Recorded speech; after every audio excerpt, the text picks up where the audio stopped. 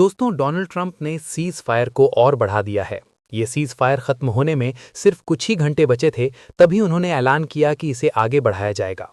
अब सबसे बड़ा सवाल ये है कि आखिर उन्होंने सीज फायर को क्यों बढ़ाया। डोनाल्ड ट्रंप ने कहा, इसके पीछे पाकिस्तान की ओर से की गई खास अपील का असर है। पाकिस्तान के प्रधानमंत्री शहबाज शरीफ और सेना प्रमुख आसिम मुनीर ने अमेरिका से अनुरोध किया था कि हालात को और बिगड़ने से रोकने के लिए सैन्य कार्रवाई को टाल दिया जाए। इसी अनुरोध को ध्यान में रखते हुए ट्रंप ने हमले को रोकने का निर्णय लिया। ट्रंप ने यह भी कहा कि फिलहाल ईरान की स्थिति स्थिर नहीं है।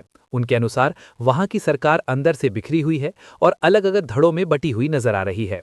ऐसे में उन्होंने ईरान को थोड़ा समय देने की बात कही है, ताकि वो एकजुट होकर शांति के लिए कोई ठोस और स्पष्ट प्रस्ताव तैयार कर सके। हालांकि हमले को रोकने का मतलब ये नहीं है कि अमेरिका ने अपना दबाव पूरी तरह हटा लिया है। ट्रंप ने साफ किया कि ईरान के बंदरगाहों पर लगी नाकेबंदी अभी भी जारी रहेगी और अमेरिकी सेना पूरी तरह सतर्क और तैयार रहेगी। यानी हालात अभी भी संवेदनशील बने हुए हैं और किसी भी समय स्थिति बदल सकती है।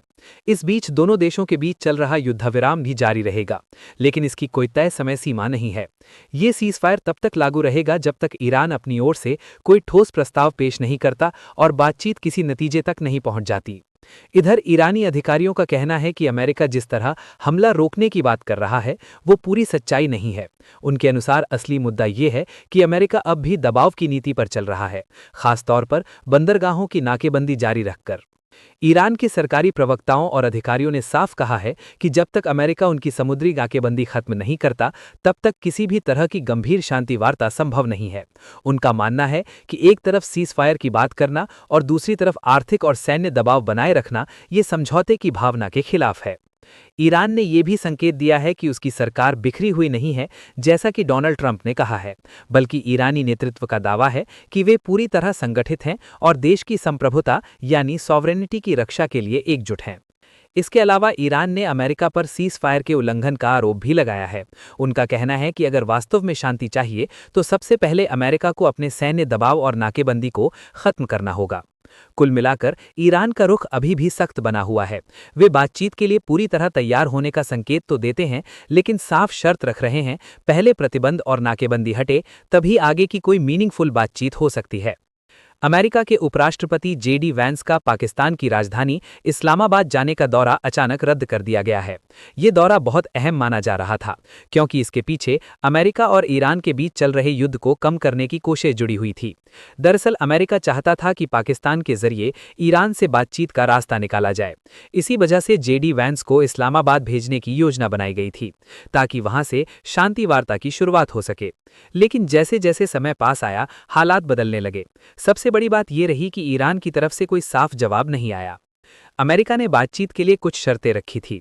ईरान के विदेश मंत्रालय के प्रवक्ता इस्माइल बाकाई ने साफ कहा है कि फिलहाल तेहरान का अमेरिका के साथ आगे किसी भी तरह की बातचीत करने का कोई इरादा नहीं है।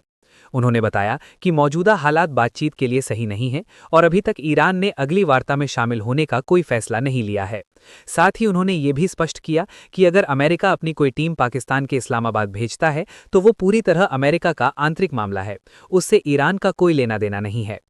ईरान ने स्ट्रेट ऑफ हॉर्मुज को अनाउंसमेंट किया है। ईरान ने स्ट्रेट ऑफ हॉर्मुज को पूरी तरह बंद कर दिया है।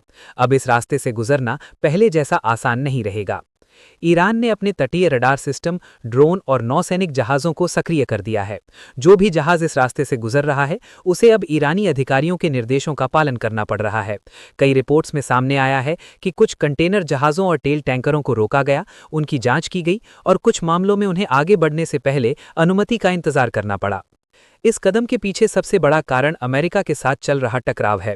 हाल ही में अमेरिका ने ईरान के बंदरगाहों पर अपनी नाकेबंदी जारी रखने की बात कही थी और ये संकेत दिया था कि वो दबाव कम करने के मूड में नहीं है। जवाब में ईरान ने वही रास्ता चुना जहां से अमेरिका और उसके सहयोगी देशों की सबसे बड़ी कमजोरी जुड़ी है, तेल सप्लाई। अमेरिका ने ईरान पर एक बार फिर सख्त कदम उठाया है। इस बार अमेरिका ने उन लोगों और कंपनियों को निशाना बनाया है जो ईरान को हथियार बनाने या खरीदने में मदद कर रहे थे। अमेरिकी सरकार के मुताबिक कुल 14 लोग और कंपनियां इस काम में शामिल थीं। ये लोग ईरान के लिए रॉकेट और ड्रोन के पुर्जे खरीदने और उन्हें पहुंचाने में मदद कर रहे थे। इनमें से कुछ कंपनियां तुर्की और संयुक्त अरब अमीरात में भी थीं। यहां तक कि कुछ विमानों को भी इस नेटवर्क का हिस्सा बताया गया है।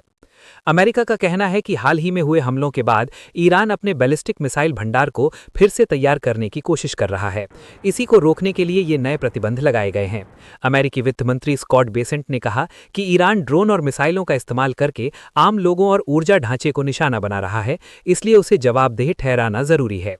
उन्होंने ये भी कहा कि अमेरिका आगे भी ऐसे लोगों और कंपनियों पर नजर रखेगा जो ईरान की मदद कर रहे हैं। खबर में यह भी बताया गया है कि ईरान अब खास तौर पर शाहेद सीरीज के ड्रोन पर ज्यादा निर्भर हो गया है।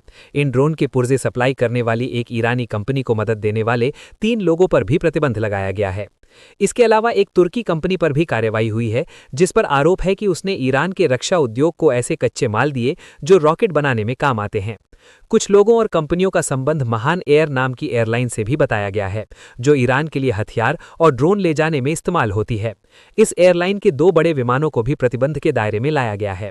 इन प्रतिबंधों का मतलब ये है कि अब अमेरिका के लोग या कंपनियां इन व्यक्तियों या कंपनियों के साथ कोई लेन देन नहीं कर सकते।